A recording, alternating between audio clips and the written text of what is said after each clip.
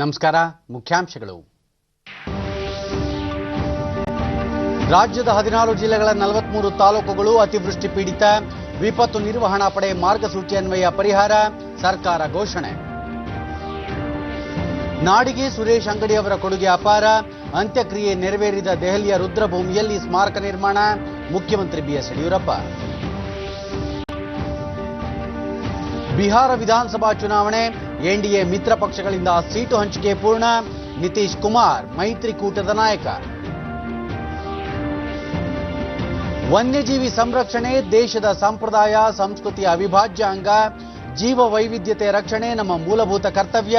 ಪ್ರಧಾನಿ ನರೇಂದ್ರ ಮೋದಿ. ವಾರ್ತೆಗಳ ವಿವರ. ರಾಜ್ಯದ 16 ಜಿಲ್ಲೆಗಳ 43 ತಾಲೂಕುಗಳನ್ನು ಅತಿವೃಷ್ಟಿ ಅಥವಾ ಪ್ರವಾಹ ಪೀಡಿತ ತಾಲೂಕುಗಳು ಎಂದು ರಾಜ್ಯ ಸರ್ಕಾರ ಘೋಷಣೆ ಮಾಡಿದೆ. 2020ನೇ ಸಾಲಿನ ಮುಂಗಾರು ಋತುವಿನ ಸೆಪ್ಟೆಂಬರ್ ತಿಂಗಳಲ್ಲಿ ಸುರಿದ ಭಾರೀ ಮಳೆಯಿಂದ ಉಂಟಾಗಿರುವ ಅತಿವೃಷ್ಟಿ ಅಥವಾ ಪ್ರವಾಹದಿಂದ ಅಪಾರ ಪ್ರಮಾಣದಲ್ಲಿ ಮನೆ, ಬೆಳೆ ಹಾಗೂ ಮೂಲ ಸೌಕರ್ಯಗಳಿಗೆ ಹಾನಿಯುಂಟಾಗಿದೆ. ಈ ಹಿನ್ನೆಲೆಯಲ್ಲಿ ತಕ್ಷಣದಿಂದ ಜಾರಿಗೆ ಬರುವಂತೆ 43 ತಾಲೂಕುಗಳನ್ನು ಪ್ರವಾಹ ಪೀಡಿತ ತಾಲೂಕುಗಳು ಎಂದು ಘೋಷಿಸಿರುವುದಾಗಿ ಸರ್ಕಾರ ತಿಳಿಸಿದೆ. ಅತಿವೃಷ್ಟಿ ಅಥವಾ ಪ್ರವಾಹ ಪೀಡಿತ ತಾಲೂಕುಗಳು ಎಂದು ಘೋಷಿಸಿದ ತಾಲೂಕುಗಳಲ್ಲಿ ಎಸ್ಡಿಆರ್ಎಫ್ ಮತ್ತು ಎನ್ಡಿಆರ್ಎಫ್ ಮಾರ್ಗಸೂಚಿ ಪ್ರಕಾರ ಹಾಗೂ ಪರಿಹಾರ ಕಾರ್ಯಗಳಿಗೆ ಸರ್ಕಾರದಿಂದ ಕಾಲಕಾಲಕ್ಕೆ ಹೊರಡಿಸಲಾಗುವ ನಿರ್ದೇಶನಗಳನ್ನು ಕಟ್ಟುನಿಟ್ಟಾಗಿ ಪಾಲಿಸಿ ಅಗತ್ಯ ಕ್ರಮ ಕೈಗೊಳ್ಳುವಂತೆ ಜಿಲ್ಲಾಡಳಿತಗಳಿಗೆ ಸರ್ಕಾರ ಆದೇಶ ನೀಡಿದೆ. ಅತಿವೃಷ್ಟಿ ತಾಲೂಕುಗಳ ಪೈಕಿ ಧಾರವಾಡ, ತುಮಕೂರು, ಹಾಸನ ಜಿಲ್ಲೆಯ ತಲಾ 1, ಹಾವೇರಿ, ರಾಯಚೂರು, ಚಿಕ್ಕಮಗಳೂರು, ಕಲಬುರಗಿ, ಉತ್ತರ ಕನ್ನಡ, ದಾವಣಗೆರೆ ಜಿಲ್ಲೆಯ ತಲಾ 2, ಗದಗ್, ಬಳ್ಳಾರಿ, ಬೀದರ್, ಮೈಸೂರು ಜಿಲ್ಲೆಯ ತಲಾ 3, ಕೊಪ್ಪಳದ 4 ಹಾಗೂ ಚಿತ್ರದುರ್ಗ, ವಿಜಯಪುರದ 6 ತಾಲೂಕುಗಳನ್ನು ಪ್ರವಾಹ ಪೀಡಿತ ಎಂದು ರಾಜ್ಯ ಸರ್ಕಾರ ಘೋಷಿಸಿದೆ. ಇತ್ತೀಚೆಗೆ ನಿಧನರಾದ ಕೇಂದ್ರ ಸಚಿವ ಸುರೇಶ್ ಅಂಗಡಿ ಅವರ ಅಂತ್ಯಕ್ರಿಯೆ ನೆರವೇರಿದ ದೆಹಲಿಯಲ್ಲಿರುವ ಸ್ಥಳವನ್ನು ಅಭಿವೃದ್ಧಿಪಡಿಸಿ ಅವರ ಪ್ರತಿಮೆ ನಿರ್ಮಿಸಲಾಗುವುದು ಎಂದು ಮುಖ್ಯಮಂತ್ರಿ ಬಿಎಸ್ ಯಡಿಯೂರಪ್ಪ ಬೆಳಗಾವಿಯಲ್ಲಿಂದು ತಿಳಿಸಿದ್ದಾರೆ. ಒಂದು ದಿನದ ಭೇಟಿಗಾಗಿ ಜಿಲ್ಲೆಗೆ ಆಗಮಿಸಿದ ಮುಖ್ಯಮಂತ್ರಿ ಸಾಂಬ್ರಾ ವಿಮಾನ ನಿಲ್ದಾಣದಲ್ಲಿ ಸುದ್ದಿಗಾರರೊಂದಿಗೆ ಮಾತನಾಡಿ, ಸುರೇಶ್ ಅಂಗಡಿ ಅವರು ಅಗಲಿದ್ದಾರೆ ಎನ್ನುವುದನ್ನು ಕಲ್ಪನೆ ಮಾಡಿಕೊಳ್ಳಲು ಸಹ ಸಾಧ್ಯವಿಲ್ಲ. 4 ಬಾರಿ ಸಂಸದರಾಗಿ, ರೈಲ್ವೆ ಸಚಿವರಾಗಿ ರಾಜ್ಯಕ್ಕೆ ಅವರು ಉತ್ತಮ ಕೊಡುಗೆ ನೀಡಿದ್ದಾರೆ. ದೆಹಲಿಯ ರುದ್ರಭೂಮಿಯಲ್ಲಿ ಸುರೇಶ್ ಅಂಗಡಿ ಅವರ ಅಂತ್ಯಕ್ರಿಯೆ ನೆರವೇರಿದೆ. ಆ ಸ್ಥಳವನ್ನು ಅಭಿವೃದ್ಧಿಪಡಿಸಿ ಅಲ್ಲಿಯೇ ಅವರ ಪ್ರತಿಮೆ ಸ್ಥಾಪಿಸಲು ಈಗಾಗಲೇ ಸೂಚಿಸಲಾಗಿದೆ ಎಂದು ಹೇಳಿದರು. ಕೊಡುಗೆ ಅಪಾರವಾದಂಥದ್ದು. ಅವರ ಕೆಲಸ ಕಾರ್ಯವನ್ನು ನೋಡಿ ಹಿಂದೆ ರೈಲ್ವೆ ಸಚಿವರಾಗಿದ್ದಂಥ ಜಾಫರ್ ಶರೀಫ್ ಯಾವ ರೀತಿ ಕೆಲಸ ಮಾಡ್ತಾ ಇದ್ರು ಅದೇ ರೀತಿ ಕೆಲಸ ಮಾಡ್ತಾ ಇದ್ದಾರೆ ಅಂತ ಹೇಳಿ ಅನೇಕ ಬಾರಿ ನಾನು ಹೇಳಿದ್ದುಂಟು. ಭಗವಂತನ ಇಚ್ಛೆ ಏನಿತ್ತು ಗೊತ್ತಿಲ್ಲ. ದೆಹಲಿಯಲ್ಲಿ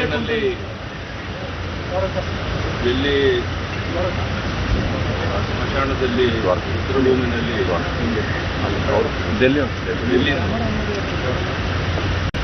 ಶವ ಸಂಸ್ಕಾರ ಆಗಿದೆ. ಅದನ್ನು ಅಭಿವೃದ್ಧಿಪಡಿಸಿ ಒಂದು ಸ್ಮಾರಕವನ್ನು ಮಾಡಬೇಕು ಅನ್ನುವಂಥದ್ದು ಏನು ಅಗತ್ಯ ಇದೆ ಅನ್ನೋವನ್ನು ಮಂಜೂರು ಮಾಡಿ ತಕ್ಷಣ ಕೆಲಸವನ್ನು ಪ್ರಾರಂಭ ಮಾಡ್ತೇನೆ. ಅದು ನನ್ನ ಕರ್ತವ್ಯ. ಈಗಾಗಲೇ ಸಂಬಂಧಪಟ್ಟ ಡೆಲ್ಲಿಯವರಿಗೆ ಸೂಚನೆಯನ್ನು ಕೊಟ್ಟಿದ್ದೇನೆ. ತಕ್ಷಣ ಕೆಲಸ ಪ್ರಾರಂಭ. ಬಳಿಕ ಬೆಳಗಾವಿಯಲ್ಲಿರುವ ಸುರೇಶ್ ಅಂಗಡಿ ಅವರ ನಿವಾಸಕ್ಕೆ ಭೇಟಿ ನೀಡಿದ ಮುಖ್ಯಮಂತ್ರಿ ಕುಟುಂಬದ ಸದಸ್ಯರನ್ನು ಭೇಟಿಯಾಗಿ ಸಾಂತ್ವನ ಹೇಳಿದರು. ಸಚಿವರಾದ ಬಸವರಾಜ ಬೊಮ್ಮಾಯಿ, ಜಗದೀಶ್ ಶೆಟ್ಟರ್ ಹಾಗೂ ರಮೇಶ್ ಜಾರಕಿಹೊಳಿ ಉಪಸ್ಥಿತರಿದ್ದರು.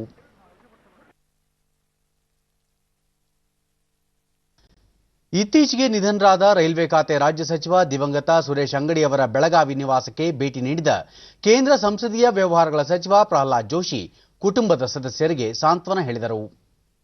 ಈ ಸಂದರ್ಭದಲ್ಲಿ ಉಪಮುಖ್ಯಮಂತ್ರಿ ಲಕ್ಷ್ಮಣ ಸವದಿ, ರಾಜ್ಯಸಭಾ ಸದಸ್ಯ ಈರಣ್ಣ ಕಡಾಡಿ ಸೇರಿದಂತೆ ಹಲವರು ಉಪಸ್ಥಿತರಿದ್ದರು.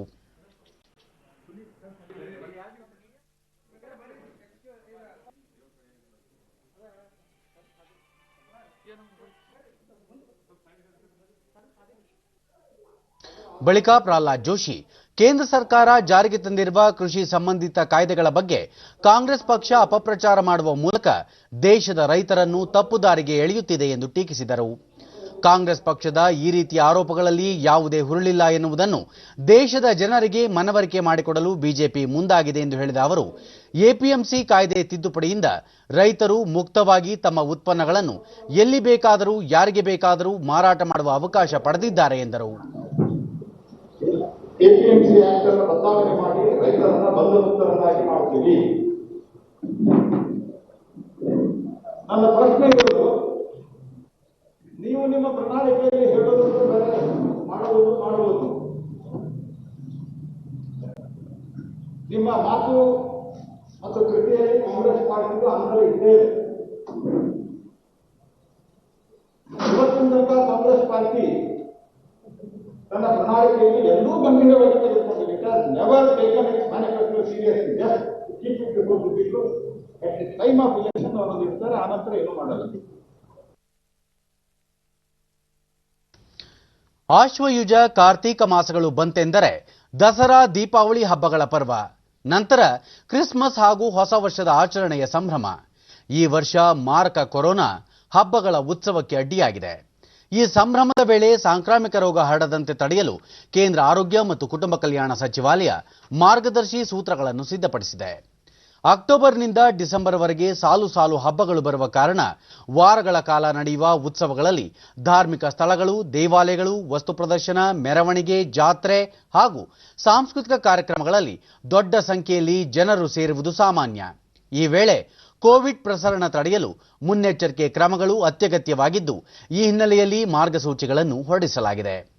ಕಂಟೈನ್ಮೆಂಟ್ ವಲಯಗಳಲ್ಲಿ ಇಂಥ ಯಾವುದೇ ಸಭೆ, ಸಮಾರಂಭ, ಉತ್ಸವ ನಡೆಸದಂತೆ ನಿರ್ಬಂಧಿಸಲಾಗಿದ್ದು, 65 ವರ್ಷ ಮೇಲ್ಪಟ್ಟ ಮತ್ತು 10 ವರ್ಷದೊಳಗಿನ ವಯೋಮಾನದವರು, ಇತರ ಕಾಯಿಲೆಗಳಿರುವವರಿಗೆ ಮನೆಗಳಲ್ಲೇ ಉಳಿಯುವಂತೆ ಸಲಹೆ ನೀಡಲಾಗಿದೆ. ಇಂಥ ಯಾವುದೇ ಕಾರ್ಯಕ್ರಮ ಆಯೋಜಿಸುವವರು ವ್ಯಕ್ತಿಗತ ಅಂತರ, ಕರನೈರ್ಮಲ್ಯ, ಥರ್ಮಲ್ ಸ್ಕ್ಯಾನಿಂಗ್ ವ್ಯವಸ್ಥೆ ಮಾಡಬೇಕು ಮತ್ತು ಹೆಚ್ಚು ಜನದಟ್ಟಣೆ ಆಗದಂತೆ ನೋಡಿಕೊಳ್ಳಬೇಕು ಹಾಗೂ ಮೆರವಣಿಗೆ, ವಿಸರ್ಜನೆ ಇತ್ಯಾದಿಯ ವೇಳೆ ಪಾಲ್ಗೊಳ್ಳುವ ಜನರ ಸಂಖ್ಯೆ ನಿಗದಿತ ಮಿತಿಯೊಳಗೆ ಇರಬೇಕು ಎಂದು ಸೂಚಿಸಲಾಗಿದೆ. ಸಾರ್ವಜನಿಕವಾಗಿ ಉಗುಳುವುದನ್ನು ನಿಷೇಧಿಸಲಾಗಿದ್ದು, ಮಾಸ್ಕ್ ಧರಿಸುವುದು, ವ್ಯಕ್ತಿಗತ ಅಂತರ, ಕರನೈರ್ಮಲ್ಯ ಕಡ್ಡಾಯವಾಗಿರುತ್ತದೆ ಎಂದು ಮಾರ್ಗಸೂಚಿಯಲ್ಲಿ ತಿಳಿಸಲಾಗಿದೆ. ರಾಜ್ಯದಲ್ಲಿ ನಿನ್ನೆ ಹೊಸದಾಗಿ 9,993 ಕೋವಿಡ್ ಪ್ರಕರಣಗಳು ದೃಢಪಟ್ಟಿದ್ದು, ಇದರೊಂದಿಗೆ ಒಟ್ಟು ಸೋಂಕು ಪ್ರಕರಣಗಳ ಸಂಖ್ಯೆ 6,57,705ಕ್ಕೆ ಏರಿಕೆಯಾಗಿದೆ.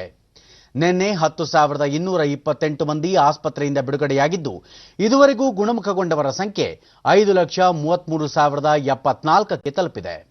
ನಿನ್ನೆ 91 ಮಂದಿ ಸಾವನ್ನಪ್ಪಿದ್ದು, ಮೃತಪಟ್ಟವರ ಸಂಖ್ಯೆ 9,461ಕ್ಕೆ ಏರಿಕೆಯಾಗಿದೆ. ಸದ್ಯ ರಾಜ್ಯದಲ್ಲಿ 1,15,151 ಸಕ್ರಿಯ ಪ್ರಕರಣಗಳಿವೆ. 848 ಮಂದಿ ರಾಜ್ಯದ ವಿವಿಧ ಆಸ್ಪತ್ರೆಗಳಲ್ಲಿ ತೀವ್ರ ನಿಗಾ ಘಟಕದಲ್ಲಿ ಚಿಕಿತ್ಸೆ ಪಡೆಯುತ್ತಿದ್ದಾರೆ. 92,491 ಮಂದಿಗೆ ನಿನ್ನೆ ಪರೀಕ್ಷೆ ನಡೆಸಿದ್ದು, ಇದುವರೆಗೂ 54,19,954 ಮಂದಿಗೆ ಕೊರೋನಾ ಪರೀಕ್ಷೆ ನಡೆಸಲಾಗಿದೆ ಎಂದು ಆರೋಗ್ಯ ಮತ್ತು ಕುಟುಂಬ ಕಲ್ಯಾಣ ಇಲಾಖೆ ತಿಳಿಸಿದೆ. ಬೆಂಗಳೂರಿನಲ್ಲಿ 5,012 ಮಂದಿಗೆ ಸೋಂಕು ತಗುಲಿದ್ದು, ಒಟ್ಟು ಸೋಂಕು ಪ್ರಕರಣಗಳ ಸಂಖ್ಯೆ 2,57,241ಕ್ಕೆ ಏರಿಕೆಯಾಗಿದೆ. ಇಂದು 3,354 ಮಂದಿ ಆಸ್ಪತ್ರೆಯಿಂದ ಬಿಡುಗಡೆಯಾಗಿದ್ದು, ಇದುವರೆಗೂ ಗುಣಮುಖಗೊಂಡವರ ಸಂಖ್ಯೆ 1,98,369ಕ್ಕೆ ಏರಿಕೆಯಾಗಿದೆ. ಸದ್ಯ 55,736 ಸಕ್ರಿಯ ಪ್ರಕರಣಗಳಿವೆ. ಬೆಂಗಳೂರಿನಲ್ಲಿ 34 ಮಂದಿ ಮೃತಪಟ್ಟಿರುವುದು ಸೇರಿದಂತೆ ಒಟ್ಟಾರೆ 3,135 ಮಂದಿ ಸಾವನ್ನಪ್ಪಿದ್ದಾರೆ. ವಿವಿಧ ಜಿಲ್ಲೆಗಳಲ್ಲಿ ವರದಿಯಾಗಿರುವ ಪ್ರಕರಣಗಳ ವಿವರ ಇಂತಿದೆ.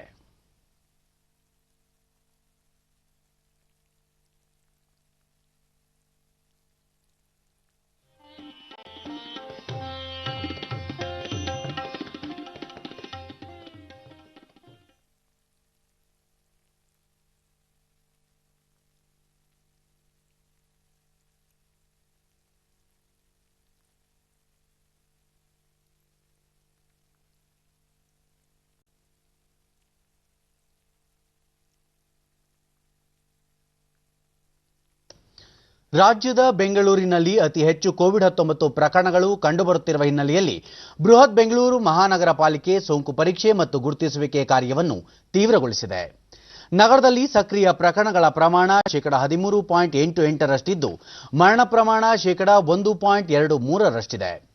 ಕೋವಿಡ್-19 ಪರೀಕ್ಷೆ ಪ್ರಮಾಣ ಹೆಚ್ಚಿದ್ದು, ಸೆಪ್ಟೆಂಬರ್ ತಿಂಗಳಲ್ಲಿ 8,01,000 ಜನರಿಗೆ ಕೋವಿಡ್-19 ಪರೀಕ್ಷೆ ನಡೆಸಲಾಗಿದ್ದು, ಈ ತಿಂಗಳಲ್ಲಿ ಬರೋಬ್ಬರಿ 18,16,000 ಪರೀಕ್ಷೆ ನಡೆಸಲಾಗಿದೆ. ಈವರೆಗೆ ಕೊರೋನಾ ಸೋಂಕಿತರ ಸಂಪರ್ಕದಲ್ಲಿ 10,10,882 ಜನರಿದ್ದು, ಈ ಪೈಕಿ 6,88,531 ಜನರು ಪ್ರಾಥಮಿಕ ಸಂಪರ್ಕದಲ್ಲಿದ್ದು, 8,22,351 ಮಂದಿ ದ್ವಿತೀಯ ಸಂಪರ್ಕದಲ್ಲಿದ್ದಾರೆ. ನಗರದಲ್ಲಿ ಆಗಸ್ಟ್ ವೇಳೆಗೆ 40,563 ಕಂಟೈನ್ಮೆಂಟ್ ವಲಯವಿದ್ದು, ಸದ್ಯ 16 ವಲಯಗಳು ಮಾತ್ರ ಇವೆ. ಸೆಪ್ಟೆಂಬರ್ ತಿಂಗಳಲ್ಲಿ 12.79ರಷ್ಟಿದ್ದ ಚೇತರಿಕೆ ಪ್ರಮಾಣ ಸದ್ಯ 15.21ರಷ್ಟಿದೆ. ರಾಜ್ಯ ಸರ್ಕಾರ ನಗರದಲ್ಲಿ ಕೊರೋನಾ ತಡೆಗೆ ಜಾಗೃತಿ ಮೂಡಿಸುವ ಕಾರ್ಯಕ್ರಮವನ್ನು ಹಮ್ಮಿಕೊಂಡಿದ್ದು, ಜನರಿಗೆ ವ್ಯಕ್ತಿಗತ ಅಂತರ, ಮುಖಗವಸು, ಸ್ವಚ್ಛತೆ ಕಾಪಾಡುವಂತೆ ತಿಳಿಸಿದೆ. ಅಲ್ಲದೆ ಸಾರ್ವಜನಿಕ ಸ್ಥಳದಲ್ಲಿ ಮಾಸ್ಕ್ ಧರಿಸದಿದ್ದರೆ 1,000 ರೂಪಾಯಿ ದಂಡ ವಿಧಿಸುವುದು ಸೇರಿದಂತೆ ಕಟ್ಟುನಿಟ್ಟಿನ ಕ್ರಮ ಕೈಗೊಳ್ಳಲಾಗಿದೆ. ದೇಶದಲ್ಲಿ ಕಳೆದ 24 ಗಂಟೆಗಳಲ್ಲಿ ಹೊಸದಾಗಿ 72,049 ಕೋವಿಡ್-19 ಪ್ರಕರಣಗಳು ದೃಢಪಟ್ಟಿವೆ. ಇದರೊಂದಿಗೆ ಒಟ್ಟು ಸೋಂಕಿತರ ಸಂಖ್ಯೆ 67,57,131ಕ್ಕೆ ಏರಿಕೆಯಾಗಿದೆ. ಈವರೆಗೆ 57,44,693 ಕೊರೋನಾ ಸೋಂಕಿತರು ಗುಣಮುಖರಾಗಿದ್ದು, ಸುಮಾರು 9,78,083 ಸಕ್ರಿಯ ಪ್ರಕರಣಗಳಿವೆ. ಕೊರೋನಾ ಸೋಂಕಿನಿಂದ ಗುಣಮುಖರಾದವರ ಸಂಖ್ಯೆಯಲ್ಲಿ ಭಾರತ ಸುಧಾರಣೆಯತ್ತ ಸಾಗಿದ್ದು, ಚೇತರಿಕೆ ಪ್ರಮಾಣ 85.02ರಷ್ಟಿದೆ. ಒಟ್ಟು 1,04,555 ಮಂದಿ ಮೃತಪಟ್ಟಿದ್ದಾರೆ. ಮರಣ ದರ 1.55ರಷ್ಟಿದೆ ಎಂದು ಕೇಂದ್ರ ಆರೋಗ್ಯ ಮತ್ತು ಕುಟುಂಬ ಕಲ್ಯಾಣ ಸಚಿವಾಲಯ ಮಾಹಿತಿ ನೀಡಿದೆ. ರಾಜ್ಯದಲ್ಲಿ ಕೋವಿಡ್-19 ಪ್ರಕರಣಗಳು ಹೆಚ್ಚುತ್ತಿರುವ ಹಿನ್ನೆಲೆಯಲ್ಲಿ ಕೈಗೊಳ್ಳಬೇಕಾದ ಕ್ರಮಗಳ ಕುರಿತು ಮುಖ್ಯಮಂತ್ರಿ ಬಿಎಸ್ ಯಡಿಯೂರಪ್ಪ ನಾಳೆ 11 ಜಿಲ್ಲೆಗಳ ಜಿಲ್ಲಾಧಿಕಾರಿಗಳು, ಮುಖ್ಯ ಕಾರ್ಯನಿರ್ವಹಣಾಧಿಕಾರಿಗಳು, ಜಿಲ್ಲಾ ಪೊಲೀಸ್ ವರಿಷ್ಠಾಧಿಕಾರಿಗಳು ಹಾಗೂ ಜಿಲ್ಲಾ ಆರೋಗ್ಯಾಧಿಕಾರಿಗಳೊಂದಿಗೆ ವಿಡಿಯೋ ಸಂವಾದದ ಮೂಲಕ ವಸ್ತುಸ್ಥಿತಿ ಪರಿಶೀಲನೆ ನಡೆಸಲಿದ್ದಾರೆ. ಗೃಹ ಕಚೇರಿ ಕೃಷ್ಣಾದಲ್ಲಿ ನಾಳೆ ಮಧ್ಯಾಹ್ನ 3 ಗಂಟೆಗೆ ಬಳ್ಳಾರಿ, ದಕ್ಷಿಣ ಕನ್ನಡ, ಹಾಸನ, ಧಾರವಾಡ, ಬೆಳಗಾವಿ, ಮೈಸೂರು, ಶಿವಮೊಗ್ಗ, ತುಮಕೂರು, ಉಡುಪಿ, ಉತ್ತರ ಕನ್ನಡ, ಬೆಂಗಳೂರು ನಗರ ಜಿಲ್ಲೆಗಳ ಹಿರಿಯ ಅಧಿಕಾರಿಗಳೊಂದಿಗೆ ಮುಖ್ಯಮಂತ್ರಿ ಸಂವಾದ ನಡೆಸಲಿದ್ದಾರೆ. ಸಂಬಂಧಿಸಿದ ಜಿಲ್ಲಾ ಉಸ್ತುವಾರಿ ಸಚಿವರು, ಜಿಲ್ಲಾ ಉಸ್ತುವಾರಿ ಕಾರ್ಯದರ್ಶಿಗಳು ಹಾಗೂ ವಲಯ ಸಂಯೋಜಕರಿಗೆ ಮಾತ್ರ ಈ ವರ್ಚುವಲ್ ವಿಡಿಯೋ ಸಂವಾದದಲ್ಲಿ ಭಾಗವಹಿಸಲು ಅವಕಾಶ ಕಲ್ಪಿಸಲಾಗಿದೆ. ನವೆಂಬರ್ ಅಂತ್ಯಕ್ಕೆ ದಕ್ಷಿಣ ಕನ್ನಡ ಜಿಲ್ಲೆಯಾದ್ಯಂತ ಯಕ್ಷಗಾನ ಕಲೆ ಪ್ರದರ್ಶನ ಪ್ರಾರಂಭಿಸಲು ನಿರ್ಧರಿಸಲಾಗಿದೆ ಎಂದು ಮುಜರಾಯಿ ಖಾತೆ ಸಚಿವ ಕೋಟಾ ಶ್ರೀನಿವಾಸ ಪೂಜಾರಿ ತಿಳಿಸಿದ್ದಾರೆ. ದಕ್ಷಿಣ ಕನ್ನಡ ಜಿಲ್ಲಾಧಿಕಾರಿ ಕಚೇರಿ ಸಭಾಂಗಣದಲ್ಲಿ ನಿನ್ನೆ ನಡೆದ ಜಿಲ್ಲೆಯ ಯಕ್ಷಗಾನ ಮೇಳಗಳ ಸಂಚಾಲಕರ ಸಭೆಯಲ್ಲಿ ಅವರು, ಯಕ್ಷಗಾನ ಕಲಾವಿದರು ವೃತ್ತಿ ಕಳೆದುಕೊಳ್ಳಬಾರದು, ಎಲ್ಲ ಮುಂಜಾಗ್ರತಾ ಕ್ರಮದೊಂದಿಗೆ ಸಂಪ್ರದಾಯದ ಪ್ರಕಾರ ಕರಾವಳಿಯ ಗಂಡು ಕಲೆ ಯಕ್ಷಗಾನ ಪ್ರದರ್ಶನ ಪ್ರಾರಂಭಿಸಲಾಗುವುದು ಎಂದರು. ಕೋವಿಡ್-19ನಿಂದಾಗಿ ಯಕ್ಷಗಾನ ಕಲಾವಿದರು ಸಂಕಷ್ಟದಲ್ಲಿದ್ದು, ಯಾವುದೇ ಕಲಾವಿದರಿಗೆ ಅನ್ಯಾಯವಾಗದಂತೆ ಶೀಘ್ರದಲ್ಲಿಯೇ ಸರ್ಕಾರದಿಂದ ಆರ್ಥಿಕ ನೆರವು ನೀಡಲು ಕ್ರಮ ಕೈಗೊಳ್ಳಲಾಗುವುದು ಎಂದು ಇದೇ ವೇಳೆ ಸಚಿವರು ಭರವಸೆ ನೀಡಿದರು. ಕಲಾವಿದರು ಹಾಗೂ ಸಾರ್ವಜನಿಕರ ಆರೋಗ್ಯ ಕಾಪಾಡುವುದು ಸರ್ಕಾರದ ಆದ್ಯ ಕರ್ತವ್ಯವಾಗಿದೆ. ಮಾರ್ಗಸೂಚಿಯಂತೆ ಆರೋಗ್ಯ ಇಲಾಖೆ ವತಿಯಿಂದ ಯಕ್ಷಗಾನ ಕಲಾವಿದರು ಪ್ರದರ್ಶನ ಪ್ರಾರಂಭಿಸುವುದಕ್ಕೂ ಮುನ್ನ ಕಡ್ಡಾಯವಾಗಿ ಕೊರೋನಾ ಪರೀಕ್ಷೆ ಮಾಡಿಸಿಕೊಳ್ಳಬೇಕು. ಜೊತೆಗೆ ಯಕ್ಷಗಾನ ಮೇಳಗಳಲ್ಲಿಯೂ ವಾರಕ್ಕೆ 1 ಬಾರಿ ಕಡ್ಡಾಯವಾಗಿ ಕೋವಿಡ್ ಪರೀಕ್ಷೆಗೆ ಒಳಗಾಗಬೇಕು ಎಂದು ಸಚಿವ ಕೋಟಾ ಶ್ರೀನಿವಾಸ ಪೂಜಾರಿ ಹೇಳಿದರು. ಬಿಹಾರ ವಿಧಾನಸಭೆಯ ಮೊದಲ ಹಂತದ ಚುನಾವಣೆಗೆ ಬಿಜೆಪಿ 27 ಅಭ್ಯರ್ಥಿಗಳ ಮೊದಲ ಪಟ್ಟಿಯನ್ನು ಬಿಡುಗಡೆ ಮಾಡಿದೆ. ರಾಜ್ಯ ಸಚಿವ ಸಂಪುಟದ ಸಚಿವರಾದ ಪ್ರೇಮ್ ಕುಮಾರ್, ರಾಮ್ ನಾರಾಯಣ್, ವಿಜಯ್ ಕುಮಾರ್ ಸಿನ್ಹಾ, ಬ್ರಿಜ್ ಕಿಶೋರ್ ಬಿಂದ್ ಈ ಪಟ್ಟಿಯಲ್ಲಿದ್ದಾರೆ. ಬಿಹಾರ ವಿಧಾನಸಭಾ ಚುನಾವಣೆಯಲ್ಲಿ ಸ್ಪರ್ಧಿಸಲು ಬಿಜೆಪಿ, ಜೆಡಿಯು, ಹಮ್ ಪಕ್ಷ ಸೇರಿದಂತೆ ಎನ್ಡಿಎ ಮಿತ್ರ ಪಕ್ಷಗಳು ಸೀಟು ಹಂಚಿಕೆ ಮಾಡಿಕೊಂಡಿದ್ದು, ಸಂಯುಕ್ತ ಜನತಾದಳ 122 ಸ್ಥಾನಗಳಲ್ಲಿ, ಬಿಜೆಪಿ 121 ಸ್ಥಾನಗಳಲ್ಲಿ ಸ್ಪರ್ಧಿಸಲಿವೆ. ಬಿಹಾರದ ಮುಖ್ಯಮಂತ್ರಿ ನಿತೀಶ್ ಕುಮಾರ್ ನಿನ್ನೆ ಈ ವಿಷಯ ತಿಳಿಸಿ, ಬಿಹಾರ ವಿಧಾನಸಭಾ ಚುನಾವಣೆಯಲ್ಲಿ ಅಭ್ಯರ್ಥಿಗಳ ಗೆಲುವಿಗೆ ಎಲ್ಲಾ ಪಕ್ಷಗಳು ಒಗ್ಗೂಡಿ ಶ್ರಮಿಸಲಿವೆ. ಜಿತಿನ್ ರಾಮ್ ಮಾಂಜಿ ನೇತೃತ್ವದ ಹಮ್ ಪಕ್ಷಕ್ಕೆ ಜೆಡಿಯು 7 ಸ್ಥಾನ ಬಿಟ್ಟುಕೊಡಲಿದ್ದು, ಬಿಜೆಪಿ ತನ್ನ ಕೋಟಾದಿಂದ ಕೆಲವು ಸೀಟುಗಳನ್ನು ವಿಕಾಸಶೀಲ ಇನ್ಸಾನ್ ಪಾರ್ಟಿಗೆ ನೀಡಲಿದೆ ಎಂದು ತಿಳಿಸಿದರು. 243 ಸದಸ್ಯ ಬಲದ ಬಿಹಾರ ವಿಧಾನಸಭೆಗೆ 3 ಹಂತದಲ್ಲಿ ಅಕ್ಟೋಬರ್ 28, ನವೆಂಬರ್ 3 ಹಾಗೂ 7ರಂದು ಚುನಾವಣೆ ನಡೆಯಲಿದೆ. मतगळ एणिके नवंबर 10 ನಡೆಯಲಿದೆ. और इस चुनाव में भारतीय जनता पार्टी ने नीतीश कुमार जी को ಉಪಮುಖ್ಯಮಂತ್ರಿ ಸುಶೀಲ್ ಕುಮಾರ್ ಮೋದಿ ಮೈತ್ರಿ ಸರ್ಕಾರದ ಅವಧಿಯಲ್ಲಿ ಬಿಹಾರದಲ್ಲಿ ಸಾಕಷ್ಟು ಪ್ರಗತಿಯಾಗಿದ್ದು ನಿತೀಶ್ ಕುಮಾರ್ ಬಿಹಾರದಲ್ಲಿ ಮೈತ್ರಿಯ ನಾಯಕರಾಗಿರುತ್ತಾರೆ. ಯಾವುದೇ ಪಕ್ಷಕ್ಕೆ ಎಷ್ಟೇ ಸ್ಥಾನ ಲಭಿಸಲಿ ನಿತೀಶ್ ಕುಮಾರ್ ಅವರೇ ಮುಖ್ಯಮಂತ್ರಿಯಾಗಿ ಮುಂದುವರಿಯಲಿದ್ದಾರೆ ಎಂದು ಸ್ಪಷ್ಟಪಡಿಸಿದರು. वीआईपी पार्टी और हम पार्टी ये 4 दलों का गठबंधन है.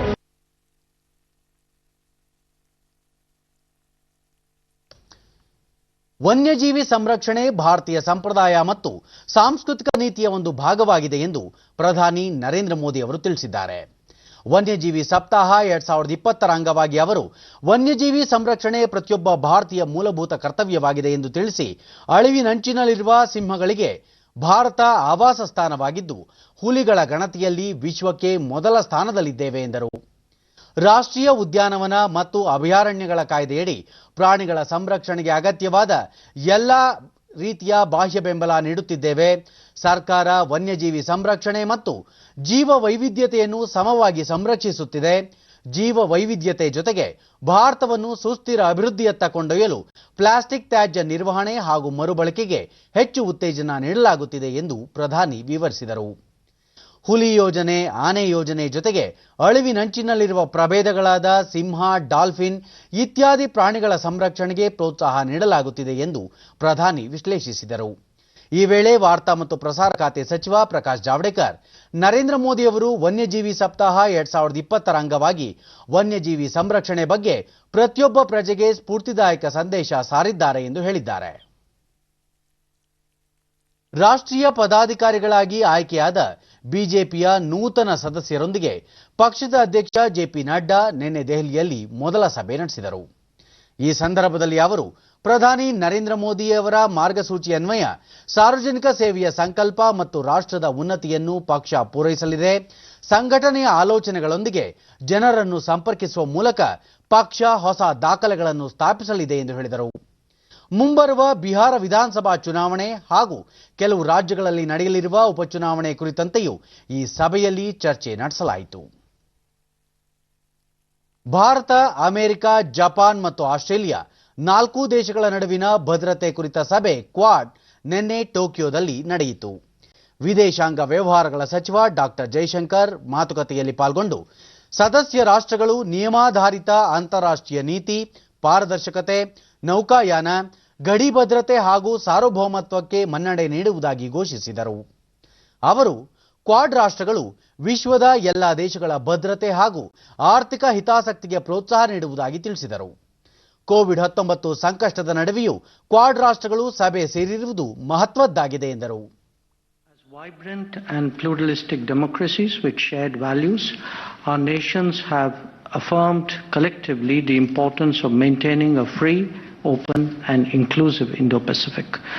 We remain committed to upholding the rules-based international order underpinned by the rule of law, transparency, freedom of navigation in international seas, and respect for territorial integrity and sovereignty and peaceful resolution of disputes.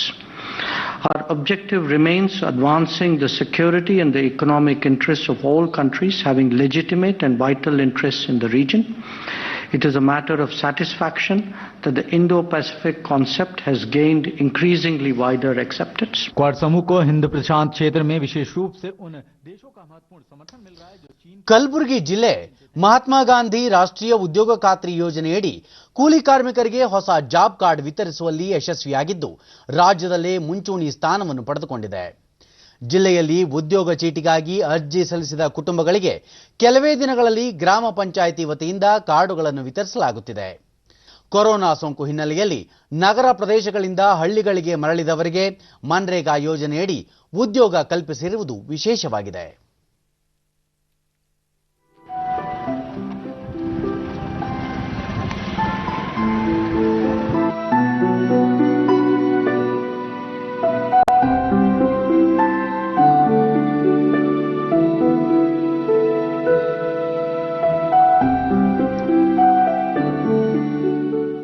ಉದ್ಯೋಗ DD ನ್ಯೂಸ್ನೊಂದಿಗೆ ಕಾರ್ಮಿಕ ಸಿದ್ದರಾಮು ಮನ್ರೇಗಾ ಯೋಜನೆಯಡಿ ಉದ್ಯೋಗ ದೊರೆತಿದ್ದು ಜೀವನ ನಿರ್ವಹಣೆ ಸುಗಮವಾಗಿದೆ ಎಂದರು. ಗ್ರಾಮ ಪಂಚಾಯತಿಯಿಂದ ಕೆಲಸ ಇತ್ತು, ಉದ್ಯೋಗ ಖಾತ್ರಿ ಅಂತ. ನಮಗೆ ತುಂಬಾ ಕಷ್ಟ ಆಗ್ತಾ ಇತ್ತು. ಹಿಂಗಾಗಿ ಇಲ್ಲೆಲ್ಲ ಕೆಲಸ ಮಾಡಿದ್ವಿ, ನಾವೇ ಮಾಡಿದ್ವಿ. ನಮಗೆ ಅಲ್ಲಿಗಿಂತ ಒಂಚೂರು ಇಲ್ಲಿ ಪೇಮೆಂಟ್ ಕಮ್ಮಿ ಇದ್ರು ಕೆಲಸ ಚೆನ್ನಾಗಿದೆ. ಇಲ್ಲಿ ಚೆನ್ನಾಗಿ ಕೆಲಸ ಕೊಟ್ಟಿದ್ರು. ಹಿಂಗಾಗಿ ಒಂದ್ 2 ತಿಂಗಳು ಕೆಲಸ ಮಾಡಿದ್ವಿ. ನಮ್ ದುಡ್ಡು ಅಕೌಂಟ್ಗೆಲ್ಲ ಹಾಕಿದ್ದಾರೆ. ಸ್ಥಳೀಯರಾದ ಶಾಂತಮ್ಮ ಈ ಯೋಜನೆಯಿಂದ ನಮ್ಮ ಗ್ರಾಮಗಳಲ್ಲಿಯೇ ಉದ್ಯೋಗ ದೊರೆತಿರುವುದರಿಂದ ಹೆಚ್ಚಿನ ಅನುಕೂಲವಾಗಿದೆ ಎಂದು ತಿಳಿಸಿದರು. ನಮ್ಗೆ ಅದರಿಂದ ಹೆಲ್ಪ್ ಆಗ್ಯಾದ್ರಿ. ನಮಗೇನು ಇಲ್ಲ ಉಳ್ಳಾಕ ಏನು ಗತಿನೇ ಇದ್ದಿದ್ದಿಲ್ರಿ. ಅದರಿಂದ ನಮಗೆ ಹೆಲ್ಪ್ ಆಗ್ಯಾದ್ರಿ. ಈಗ ಅಷ್ಟು ರೈತರಿಗೆ ಇದು ಆಗ್ಯಾದ್ರಿ. ನಮ್ಗೆ ನೀರಿನ ಅನುಕೂಲ ಮಾಡಿಕೊಟ್ರ, ಕ್ಯಾನಲ್ ಸ್ವಚ್ಛ ಮಾಡಿಕೊಟ್ಟಾರಿ. ಅಲ್ಲಿಂದ ನಮ್ಗೆ ಅನುಕೂಲ ಆಗ್ಯಾದ್ರಿ. ಉದ್ಯೋಗ ಖಾತ್ರಿ ಯೋಜನೆಯ ಮೇಲ್ವಿಚಾರಕ ಲಂಗಮಣ್ಣ ಕೊರೋನಾ ಸೋಂಕು ಹಿನ್ನೆಲೆಯಲ್ಲಿ ಹಲವರು ಹಳ್ಳಿಗಳಿಗೆ ಮರಳಿದ್ದಾರೆ. ಅಂಥವರಿಗೆ ಹಾಗೂ ಅರ್ಜಿ ಸಲ್ಲಿಸಿದವರಿಗೆ ಉದ್ಯೋಗ ಚೀಟಿಯನ್ನು ವಿತರಿಸಲಾಗುತ್ತಿದೆ ಎಂದು ಮಾಹಿತಿ ನೀಡಿದರು. ಸೂಪರ್ವೈಸರ್ ಮಾಡಲು ನನಗೆ ಕೆಲಸವನ್ನು ಕೊಡ್ತಾರ. ಅದರಿಂದ ನನಗೆ ವೈಯಕ್ತಿಕವಾಗಿ ನನಗೂ ಹೆಲ್ಪ್ ಆಗೈತಿ. ಮತ್ತೆ ಊರಿನ ಜನಕ್ಕೂ ಕೂಡ ಈ ಬೇಸಿಗೆ ಇದ್ದ ಕಾರಣ ಯಾವುದೇ ಹೊಲದಲ್ಲಿ ಕೆಲಸ ಇರಲಿಲ್ಲ. ಅವಾಗ ಎಲ್ಲರೂ ಮನೆಯಲ್ಲೇ ಇದ್ರು. ಅವ್ರಿಗೂ ಕೂಡ ಆರ್ಥಿಕವಾಗಿ ಸ್ವಲ್ಪ ಈ ಉದ್ಯೋಗ ಖಾತ್ರಿಯಿಂದ ಹೆಲ್ಪ್ ಆಗಿದೆ. ಕಾಚಾಪುರ ಪಂಚಾಯತ್ ಅಭಿವೃದ್ಧಿ ಅಧಿಕಾರಿ ನರಸಪ್ಪಗೌಡ ಮನ್ರೇಗಾ ಯೋಜನೆ ಕುರಿತು ಜನಜಾಗೃತಿ ಮೂಡಿಸಲಾಗುತ್ತಿದ್ದು ನಿರುದ್ಯೋಗಿಗಳಿಗೆ ಸ್ಥಳೀಯವಾಗಿ ಉದ್ಯೋಗಾವಕಾಶ ಕಲ್ಪಿಸಲು ಒತ್ತು ನೀಡಲಾಗಿದೆ ಎಂದರು. ಸದಸ್ಯರು ಆಗಿರುವಂತಹ ಸದಸ್ಯರು ಮತ್ತು ನಮ್ಮ ಸಿಬ್ಬಂದಿ ಸಹಾಯದಿಂದ ಅವರಲ್ಲಿ ಜಾಗೃತಿ ಮೂಡಿಸಿ 3 ಹಳ್ಳಿಗಳಲ್ಲಿ ಸಹ ಹಲವಾರು ಉದ್ಯೋಗ ಖಾತ್ರಿ ಕಾಮಗಾರಿಗಳನ್ನು ಹಮ್ಮಿಕೊಂಡು ನೂರಾರು ಕಾರ್ಮಿಕರಿಗೆ 100 ದಿನಗಳವರೆಗೂ ಕೂಡ ಉದ್ಯೋಗವನ್ನು ಕೊಟ್ಟಿದ್ದೀವಿ.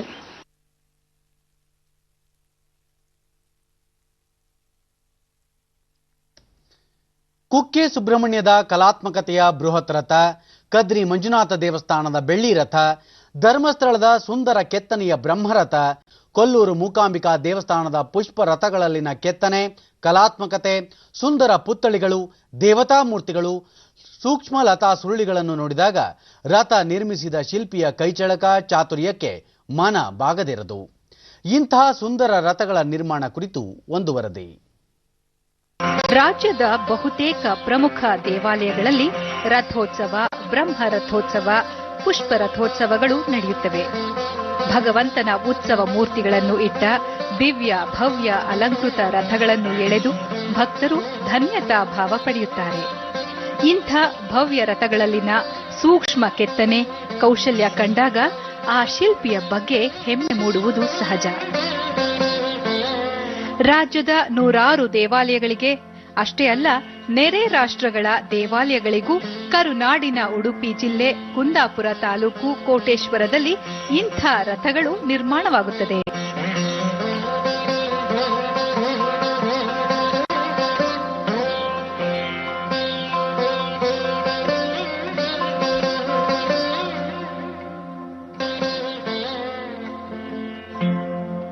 ಈ ರಥಗಳ ನಿರ್ಮಾಣದ ಹಿಂದಿನ ರೂವಾರಿ ಲಕ್ಷ್ಮೀನಾರಾಯಣ ಆಚಾರ್ಯರು.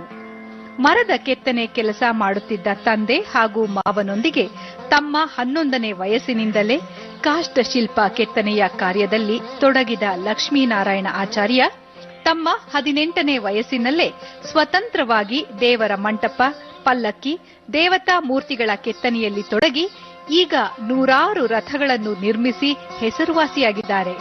ಅಷ್ಟೇ ಅಲ್ಲ, ರಾಜ್ಯ ರಾಷ್ಟ್ರ ಪ್ರಶಸ್ತಿಗೂ ಭಾಜನರಾಗಿದ್ದಾರೆ. ಕೋಟೇಶ್ವರದಲ್ಲಿ ತಮ್ಮದೇ ಶ್ರೀ ವಿಶ್ವಕರ್ಮ ಕರಕುಶಲ ಶಿಲ್ಪಕಲಾ ಶಾಲೆ ಸ್ಥಾಪಿಸಿರುವ ಅವರು ತಮ್ಮ ಸಹೋದರ ಶಂಕರ ಆಚಾರ್ಯರೊಂದಿಗೆ ಕೋಟೇಶ್ವರ ಶ್ರೀ ಪಟ್ಟಾಭಿರಾಮಚಂದ್ರ ದೇವಸ್ಥಾನದ ಹಿಂದಿನ ಹೆಬ್ಬಾಗಿಲಿನ ಕಾಮಗಾರಿ ಮಾಡಿ ನಂತರ ಕುಂದಾಪುರ ತಾಲೂಕಿನ ಬಗ್ವಾಡಿ ಶ್ರೀ ಮಹಿಷಾಸುರ ಮರ್ದಿನಿ ದೇವಸ್ಥಾನದ ಬೃಹತ್ ಹೆಬ್ಬಾಗಿಲಿನ ಕಾರ್ಯವನ್ನು ಯಶಸ್ವಿಯಾಗಿ ನಿರ್ವಹಿಸಿ ತಮ್ಮ ಶಿಲ್ಪಕಲೆಯ ಚಾತುರ್ಯವನ್ನು ಸಾರಿದರು. ಅದುವೇ ಅವರ ರಥ ನಿರ್ಮಾಣಕ್ಕೆ ನಾಂದಿ ಹಾಡಿತು. ತಮ್ಮ ಗುರುಗಳಾದ ರಾಷ್ಟ್ರ ಪ್ರಶಸ್ತಿ ಪುರಸ್ಕೃತ ಗೋಪಾಡಿ ಶಿಲ್ಪಿ ವೆಂಕಟರಮಣ ಆಚಾರ್ಯರಿಂದ ತರಬೇತಿ ಪಡೆದು ಕೋಟೇಶ್ವರ ಶ್ರೀ ಕೋಟಿಲಿಂಗೇಶ್ವರ ದೇವಸ್ಥಾನದ ಪುಷ್ಪ ರಥದ ಕೆಲಸವನ್ನು 1969ರಲ್ಲಿ ಪ್ರಥಮ ಬಾರಿಗೆ ಮಾಡಿದ ಆಚಾರ್ಯರು ಈವರೆಗೆ 127ಕ್ಕೂ ಹೆಚ್ಚು ರಥಗಳನ್ನು ನಿರ್ಮಿಸಿದ್ದಾರೆ. ಸಿಂಹದಂತೆ ಕಾಣುವ ಕಾಲ್ಪನಿಕ ಮೃಗದ ಬಾಯಿಯಲ್ಲಿ ಮರದ ಚೆಂಡೊಂದು ಓಡಾಡುವಂತೆ ಮಾಡಿರುವ ಇವರ ಕಲಾ ಚಾತುರ್ಯಕ್ಕೆ ಜನ ನಿಬ್ಬೆರಗಾಗುತ್ತಾರೆ. ಅವರ ಪ್ರಖ್ಯಾತಿ ಇಡೀ ನಮ್ಮ ಭಾರತಕ್ಕೆ ಮಾತ್ರ ಅಲ್ಲ, ವಿದೇಶಗಳಲ್ಲಿ ಸಹ ಹಬ್ಬಿದೆ ಅಂದರೆ ತಪ್ಪಾಗಲಿಕ್ಕಿಲ್ಲ. ಅವರ ಕುಟುಂಬಸ್ಥರಲ್ಲಿ ದೇವರ ಒಂದು ವಿಶೇಷವಾದ ಕಲೆಯದು, ಒಂದು ವಿಶೇಷವಾದ ಒಂದು ಅನುಗ್ರಹ ಅವರಲ್ಲಿ ಇದೆ ಅಂತ ಹೇಳಿದರೆ ಖಂಡಿತ ತಪ್ಪಾಗಲಿಕ್ಕಿಲ್ಲ. ಅವರಿಂದ ಅವರಿಗೆ ಮಾತ್ರ ಪುರಸ್ಕಾರ ಬಂದಿದ್ದಲ್ಲ, ನಮ್ಮ ಇಡೀ ಪೇಟೆಗೆ, ಅದರ ಕೋಟೇಶ್ವರ ಊರಿಗೆ ಅವರಿಂದ ಒಂದು ಒಳ್ಳೆ ಕೀರ್ತಿ ಬಂದಿದೆ ಅಂತ ಹೇಳಿದರೆ ತಪ್ಪಾಗಲಿಕ್ಕಿಲ್ಲ.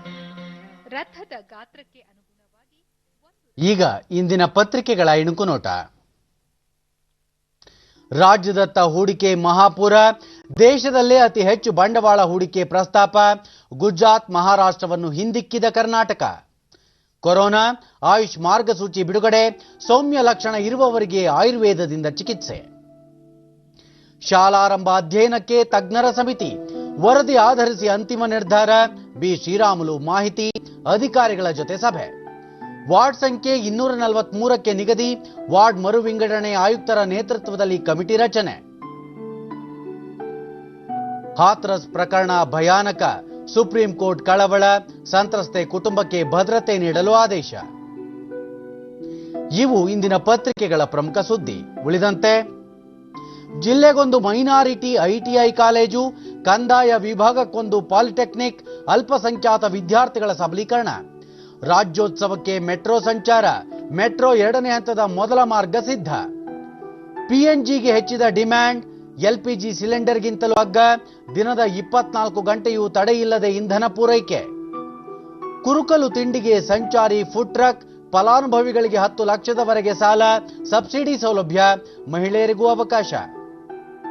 ಫ್ರೆಂಚ್ ಓಪನ್, ಸ್ವಿಟೋಲಿನಾಗೆ ಸೋಲಿನ ಆಘಾತ, ಅರ್ಹತಾ ಆಟಗಾರ್ತಿಯೊಬ್ಬರು ಮೊದಲ ಬಾರಿ ಫ್ರೆಂಚ್ ಸೆಮೀಸ್ಗೆ.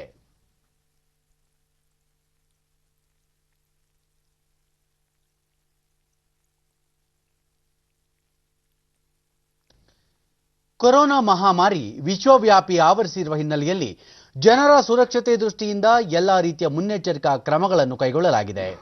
ಮುಖ್ಯವಾಗಿ ಈ ಸಂದರ್ಭದಲ್ಲಿ ವ್ಯಕ್ತಿಗತ ಅಂತರ ಕಾಯ್ದುಕೊಳ್ಳುವುದರ ಜೊತೆಗೆ ಮಾಸ್ಕ್ ಧರಿಸುವುದು ಅತ್ಯಂತ ಕಡ್ಡಾಯವಾಗಿದೆ. ನಮ್ಮನ್ನು ಹಾಗೂ ಇತರರನ್ನು ಕೋವಿಡ್ನಿಂದ ರಕ್ಷಿಸಲು ಪ್ರತಿಯೊಬ್ಬರೂ ಮುಖಗವಸು ಧರಿಸುವುದು ಅಗತ್ಯವಾಗಿದೆ. ಈ ಹಿನ್ನೆಲೆಯಲ್ಲಿ ದೂರದರ್ಶನ ವಾಹಿನಿಯಲ್ಲಿ ಮಾಸ್ಕ್ ಅಪ್ ಇಂಡಿಯಾ ಅಭಿಯಾನ ಆರಂಭಿಸಲಾಗಿದೆ. ಈ ಕುರಿತು ಒಂದು ವರದಿ. ಒಂದು ಜಾಗತಿಕ ಮಹಾಮಾರಿ ಇಡೀ ಜಗತ್ತನ್ನು ಕಾಡುತ್ತಿದ್ದು ವ್ಯಾಪಕ ಹಾನಿಯನ್ನುಂಟು ಮಾಡುತ್ತಿದೆ. ವಿಶ್ವದಾದ್ಯಂತ ಕೋವಿಡ್-19 ಸಕ್ರಿಯ ಪ್ರಕರಣಗಳ ಸಂಖ್ಯೆ ಹೆಚ್ಚಾಗುತ್ತಿದೆ. ಪರಿಣಾಮಕಾರಿಯಾದ ಲಸಿಕೆಯನ್ನು ಅನ್ವೇಷಣೆ ಮಾಡಲಾಗುತ್ತಿದೆ. ಆದರೆ ಅಲ್ಲಿಯವರೆಗೂ ಇರುವುದು ಒಂದೇ ಮಾರ್ಗ: ಮುಂಜಾಗ್ರತೆ ವಹಿಸುವುದು ಮತ್ತು ಮುನ್ನೆಚ್ಚರಿಕೆಯ ಕ್ರಮ ಪಾಲಿಸುವುದು. ಮಾಸ್ಕ್, ಮುಖಗವಸು ಧರಿಸುವುದರಿಂದ ಕೋವಿಡ್-19 ಹರಡುವುದನ್ನು ಪರಿಣಾಮಕಾರಿಯಾಗಿ ನಿಯಂತ್ರಿಸಬಹುದು. ವಿಶ್ವ ಆರೋಗ್ಯ ಸಂಸ್ಥೆ ಮತ್ತು ವಿವಿಧ ಸಂಶೋಧನೆಗಳು ಸಹ ಕೋವಿಡ್-19 ಹರಡುವಿಕೆಯನ್ನು ಪರಿಣಾಮಕಾರಿಯಾಗಿ ನಿಯಂತ್ರಿಸಲು ಮಾಸ್ಕ್ ಧರಿಸುವುದು ಅತಿ ಮುಖ್ಯ ಎಂದು ತಿಳಿಸಿವೆ. ಮಾಸ್ಕ್ನಿಂದ ನಿಮ್ಮನ್ನು ಕೋವಿಡ್-19 ಸೋಂಕಿನಿಂದ ರಕ್ಷಿಸಿಕೊಳ್ಳಲು ಸಾಧ್ಯ. ತಜ್ಞರ ಅಭಿಪ್ರಾಯ: ನೀವು ಮಾಸ್ಕ್ ಧರಿಸಿದಾಗ ನಿಮ್ಮನ್ನು ಮತ್ತು ನಿಮ್ಮ ಸುತ್ತಲಿರುವವರನ್ನು ಕೋವಿಡ್-19 ರಿಂದ ರಕ್ಷಿಸಬಹುದು. या फेस कवर के घर से बाहर निकलने की अभी कल्पना करना भी सही नहीं है. ಕೋವಿಡ್-19 ಪರಿಣಾಮಕಾರಿ ನಿಯಂತ್ರಣಕ್ಕೆ ಮಾಸ್ಕ್ ಸಹಕಾರಿ. ಆದರೆ ಅದನ್ನು ಸರಿಯಾಗಿ ಧರಿಸಿದಾಗ ಮಾತ್ರ ನಿಯಂತ್ರಣ ಸಾಧ್ಯ. ಬಾಯಿ ಮತ್ತು ಮೂಗನ್ನು ಮಾಸ್ಕ್ನಿಂದ ಸರಿಯಾಗಿ ಮುಚ್ಚಿಕೊಳ್ಳಿ. ನೀವು ಡಿಡಿ ಇಂಡಿಯಾ ಜಾಗೃತಿ ಅಭಿಯಾನದ ಭಾಗವಾಗಿ ಮಾಸ್ಕ್ ಅಪ್ ಇಂಡಿಯಾ ಮಾಸ್ಕ್ ಧರಿಸಿ. ಜೊತೆಗೆ ಬಾಯಿ ಮತ್ತು ಮೂಗನ್ನು ಮಾಸ್ಕ್ನಿಂದ ಸರಿಯಾಗಿ ಮುಚ್ಚಿಕೊಳ್ಳಿ. ಸರಿಯಾದ ಕ್ರಮದಲ್ಲಿ ಮಾಸ್ಕ್ ಧರಿಸಲು ನಿಮ್ಮ ಕುಟುಂಬದವರು ಮತ್ತು ಸ್ನೇಹಿತರಿಗೆ ತಪ್ಪದೇ ತಿಳಿಸಿ. ನೀವು ಡಿಡಿ ಇಂಡಿಯಾದ ಈ ಜಾಗೃತಿ ಅಭಿಯಾನದಲ್ಲಿ ಭಾಗಿಯಾಗಿ. ಕೊನೆಯಲ್ಲಿ ಮತ್ತೊಮ್ಮೆ ಮುಖ್ಯಾಂಶಗಳು. ರಾಜ್ಯದ 16 ಜಿಲ್ಲೆಗಳ 43 ತಾಲೂಕುಗಳು ಅತಿವೃಷ್ಟಿ ಪೀಡಿತ. ವಿಪತ್ತು ನಿರ್ವಹಣಾ ಪಡೆ ಮಾರ್ಗಸೂಚಿ ಅನ್ವಯ ಪರಿಹಾರ, ಸರ್ಕಾರ ಘೋಷಣೆ. ನಾಡಿಗೆ ಸುರೇಶ್ ಅಂಗಡಿಯವರ ಕೊಡುಗೆ ಅಪಾರ. ಅಂತ್ಯಕ್ರಿಯೆ ನೆರವೇರಿದ ದೆಹಲಿಯ ರುದ್ರಭೂಮಿಯಲ್ಲಿ ಸ್ಮಾರಕ ನಿರ್ಮಾಣ, ಮುಖ್ಯಮಂತ್ರಿ ಬಿಎಸ್ ಯಡಿಯೂರಪ್ಪ. ಬಿಹಾರ ವಿಧಾನಸಭಾ ಚುನಾವಣೆ, ಎನ್ಡಿಎ ಮಿತ್ರ ಪಕ್ಷಗಳಿಂದ ಸೀಟು ಹಂಚಿಕೆ ಪೂರ್ಣ. ನಿತೀಶ್ ಕುಮಾರ್ ಮೈತ್ರಿಕೂಟದ ನಾಯಕ. ವನ್ಯಜೀವಿ ಸಂರಕ್ಷಣೆ ದೇಶದ ಸಂಪ್ರದಾಯ ಸಂಸ್ಕೃತಿಯ ಅವಿಭಾಜ್ಯ ಅಂಗ. ಜೀವ ವೈವಿಧ್ಯತೆ ರಕ್ಷಣೆ ನಮ್ಮ ಮೂಲಭೂತ ಕರ್ತವ್ಯ. ಪ್ರಧಾನಿ ನರೇಂದ್ರ ಮೋದಿ. ನಮ್ಮ ಮುಂದಿನ ವಾರ್ತಾ ಪ್ರಸಾರ ಮಧ್ಯಾಹ್ನ 1 ಗಂಟೆಗೆ ಡಿಡಿ ಚಂದನದಲ್ಲಿ. ನಮಸ್ಕಾರ.